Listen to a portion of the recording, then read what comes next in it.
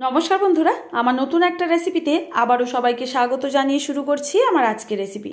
আজকে একসঙ্গে দুটো রেসিপি শেয়ার করব, আর এগুলো কিন্তু একেবারে কম টাইমের মধ্যে দোকানের মতো পারফেক্টভাবে তৈরি করে নিতে পারবেন। থাকছে আজকে ঢাকাই পরোটা, তারই সঙ্গে খাওয়ার জন্য নিরামিষ ছোলা আর আলু দিয়ে দোকানের মতো ছোলার ডালের রেসিপি। এটা কিন্তু বানানো একদমই সহজ, আর মাত্র 5 মিনিটের মধ্যে এই ছোলার ডালটা তৈরি করে যে কোনো রুটি পরোটার সঙ্গে নিরামিষ দিনে পরিবেশন করতে পারবেন। আর সঙ্গে ঢাকাই পরোটা দোকানের মতো কিভাবে বানাবেন আজকে খুব সহজ পদ্ধতিতে আপনাদের সঙ্গে শেয়ার করব রেসিপিটি, আর খেতে হবে একেবারে ক্রিস্পি। তো চলুন বন্ধুরা, দেখে নেওয়া যাক আজকের রেসিপি। প্রথমে আমি ঢাকাই পরোটার জন্য এখানে একটা ময়দার ডো তৈরি করে নিচ্ছি। আমার পরিমাণ বুঝে এখানে 2 বাটি নিয়ে নিচ্ছি ময়দা। এখানে আপনারা ময়দার পরিমাণটা বাড়িয়ে কমিয়ে নিতে পারেন। 1 চামচ দিয়ে দিলাম চিনি আর সামান্য একটু লবণ। এই সময় বন্ধুরা বলে রাখি, লবণটা কিন্তু আপনারা যদি এই পরোটাগুলো ভেজে দীর্ঘক্ষণ মুচমুচে আর খাস্তা রেখে দিতে চান, অবশ্যই করে তখনই লবণটা স্কিপ করে দেবেন। আর যদি সাথে সাথে খেয়ে নেন ভাজার পর, তাহলে লবণটা দেবেন। এইবার 2 টেবিল স্পুন রিফাইন্ড অয়েল দিয়ে এই ময়দাটার মধ্যে হালকা করে ময়ান দিয়ে নিতে হবে। এই পরোটাগুলোর জন্য কিন্তু খুব বেশি তেল দিয়ে ময়ান দিতে হয় না। এবার দেখুন, এগুলো ভালো করে মিশিয়ে নিয়েছি এই ময়দার মধ্যে। এখন রুম টেম্পারেচারে থাকা জল নিয়ে নিয়েছি, আর অল্প অল্প করে দিয়ে একটা সফট ডো তৈরি করে নেব। বন্ধুরা, এতটাই সহজে যে ঢাকাই পরোটা নিজে হাতে বাড়িতে তৈরি করতে পারেন, আজকের রেসিপি না দেখলে ভাবতেই পারবেন না। এখন আমার ডোটা কিন্তু মেখে নেওয়া হয়ে গেছে। এটাকে আমরা 10 মিনিটের জন্য ঢাকা বন্ধ করে এদিকে রেখে দেবো রেস্টে। এখন আমি ছোলার ডালের রেসিপিটা আপনাদের সঙ্গে শেয়ার করি। মাত্র 5 মিনিটে কিন্তু এত টেস্টি আর দোকানের মতো ছোলার ডাল ঘরেই তৈরি করা যায়।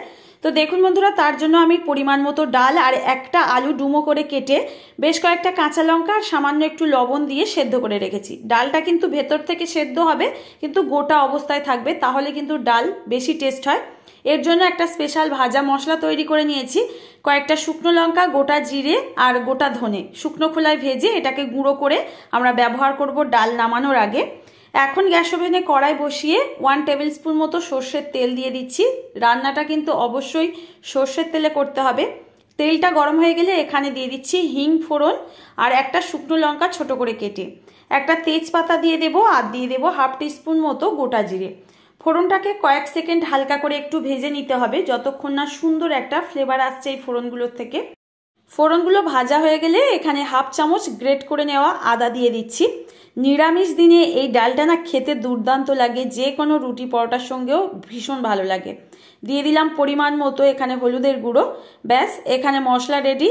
আগে থেকে সেদ্ধ করে নেওয়া ডাল অ্যাড করে দিচ্ছি, আর এখানে সবটা দিয়ে দেব। তবে খুব বেশি জল এখানে কিন্তু লাগবে না, অল্প জলে কিন্তু হয়ে যাবে। আর এই ডালটা তো একদমই পাতলা, খেতে ভালো লাগে না।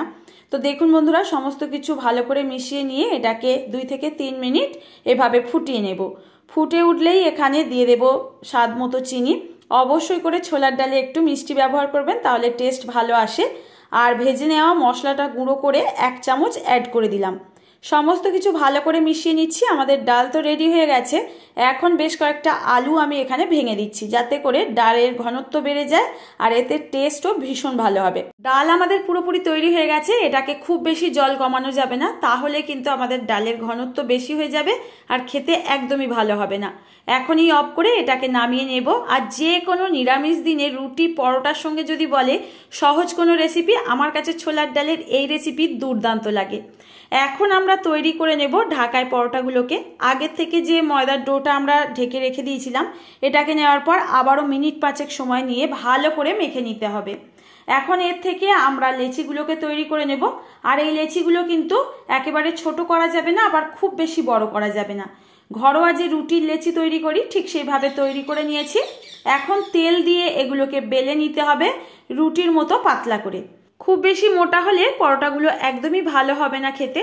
এখানে এই পরোটা বেলে নেওয়া হয়ে গেলে ওপর থেকে আমি খুব ভালো করে সাদা তেল লাগিয়ে নিচ্ছি।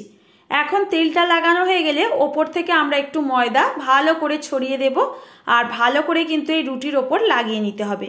এতে করে আমাদের এই ঢাকাই পরোটা যখন ভাজবো, লেয়ারটা খুব ভালোভাবে খুলে যাবে। আর দেখুন, ঠিক মাঝখানে বসিয়ে একটা ছুরি দিয়ে এটাকে কেটে নিলাম। এখন ঠিক ঘুরিয়ে ঘুরিয়ে কোণের মতো করে তৈরি করে নিতে হবে।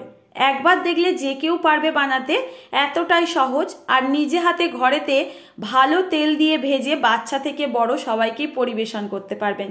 বাইরে থেকে এখন আর ঢাকাই পরোটা কিনে খেতে হবে না চড়া দামে।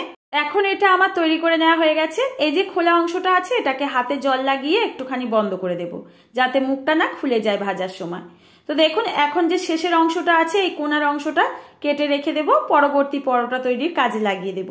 আগে থেকে একটু তেল বাটির মধ্যে নিয়ে রেখেছিলাম, কেটে নেওয়া অংশটা তেলে চুবিয়ে এটাকে এই ওপর দিকে করে এইভাবে করে বসিয়ে রেখে দিতে হবে, তেলটা যাতে মধ্যিখানে ভালোভাবে ঢুকে যায় আর এই লেয়ারগুলো খুব ভালোভাবে তৈরি হবে। আরও একটা আপনাদের বোঝানোর জন্য আমি তৈরি করে দেখিয়ে দিচ্ছি। বন্ধুরা, আজকে তো মনে করাতেই ভুলে গেছি, রেসিপিটি যদি ভালো লাগে অবশ্যই একটা লাইক করবেন আর ফ্রেন্ড ও ফ্যামিলির কাছে রেসিপিটি শেয়ার করে দেবেন। আজকের রেসিপিটি কেমন লাগলো কমেন্ট করে একদমই রেসিপির মতামত জানাতে ভুলবেন না। আর নতুন বন্ধুরা কেউ প্রথমবার আজ আমার চ্যানেলে এসে থাকেন, অবশ্যই চ্যানেলটিকে সাবস্ক্রাইব করে নেওয়ার জন্য অনুরোধ রইল। পাশে থাকা নোটিফিকেশন বেলটা অন করতে ভুলবেন না কিন্তু। সবার আগে এরকম সহজ রেসিপির নোটিফিকেশন আপনার কাছে পৌঁছে যাবে আর আপনারা সময় মতো দেখে নিতে পারবেন। তো দেখুন, আরও একটা কিন্তু আপনাদের সঙ্গে কথা বলতে বলতে তৈরি করে নিয়েছি। তো দেখুন, এটারও কোনার অংশটা কেটে নিয়েছি আর তেল লাগিয়ে এইভাবে করে আমরা রেখে দিচ্ছি। আর প্রত্যেকটা পরোটার লেচি কিন্তু আমি এইভাবে করে তৈরি করে নিয়ে ফেরত আসছি। তো দেখুন, সমস্ত পরোটাগুলো আমার এখানে তৈরি করে নেওয়া হয়ে গেছে। এখন এটাকে বেলে নেব।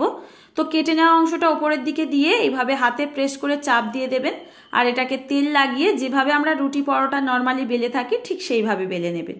তেলে পড়ার পর কিন্তু এটা দেখবেন ঢাকাই পরোটায় পরিণত হয়ে যাচ্ছে। খুবই সহজ এই পরোটাগুলো বাড়িতে তৈরি করা, তবে ভাজার সময় একটুখানি টিপস ফলো করে আপনারা তৈরি করবেন, দেখবেন ঢাকাই পরোটার মুখটা একেবারে খুলে যাবে। তো এটাকে আমার বেলে নেওয়া এখন হয়ে গেছে। আগের থেকে গ্যাস ওভেনে আমি তেলও হালকা গরম করে নিয়েছি। এই পরোটার জন্য তেলটা কিন্তু খুব বেশি গরম করে নেওয়া যাবে না, হালকা আঁচে গরম হওয়ার পর এই পরোটা ছেড়ে দিতে হবে। আর এরকম একটা হাতা দিয়ে ওপর থেকে তেল দিতে থাকবেন, দেখবেন সুন্দর কিন্তু আমাদের পরোটার মুখটা খুলে যাচ্ছে আর দোকানের মতো ঢাকাই পরোটা আমাদের তৈরি হয়ে যাচ্ছে। তো বন্ধুরা, আজকের রেসিপি কতটা সহজে আপনাদের সঙ্গে শেয়ার করতে পেরেছি অবশ্যই কিন্তু কমেন্টে আমাকে জানাতে ভুলবেন না। তো দেখুন, তেল দেওয়ার সাথে সাথে কিন্তু মাঝখানের মুখটা কত সুন্দর খুলে গেছে, আপনারা দেখেই আশা করছি বুঝতে পারছেন। আর এইভাবে কিন্তু আমরা পরোটাগুলোকে ভেজে নেব। এই পরোটা এইভাবে যদি টিপস সহ আপনারাও তৈরি করেন, দেখবেন মাঝখানের মুখটা একেবারে দোকানের মতো কিন্তু এরকম ফাঁকা হয়ে যাবে। তো দেখুন, এটাকে লাল করে আমি ভেজে তুলে নিচ্ছি। আর এটাকে ভালো করে তেল ঝরানোর জন্য এই ফাঁকা মুখটা কিন্তু নিচের দিকে রাখবেন, তাহলে তেলটা খুব ভালোভাবে ঝরে যাবে। আর এখানে বন্ধুরা সমস্ত পরোটাগুলোকে একইভাবে আমি ভেজে তুলে নিয়েছি। তো বন্ধুরা, নিরামিষ ছোলার ডালের সঙ্গে দোকানে ঠিক যেভাবে পরোটাগুলোকে পরিবেশন করে ঠিক সেইভাবে আপনাদের একটু পরিবেশন করে দেখিয়ে দিচ্ছি। তো দেখুন, প্রত্যেকটা পরোটার মাঝখানে দেখেই বুঝতে পাচ্ছেন কতটা সুন্দরভাবে তৈরি হয়েছে। এখন ওপর থেকে এইভাবে ছোলার ডাল দিয়ে পরিবেশন করছি আর একটার আওয়াজটা শুনুন, একেবারে কিন্তু পারফেক্টভাবে তৈরি হয়েছে এই পরোটাগুলো। আজ আসি, দেখা হবে আবারও এরকম সহজ কোনো রেসিপির সঙ্গে। ততক্ষণ সবাই ভালো থাকবেন, সুস্থ থাকবেন, ধন্যবাদ।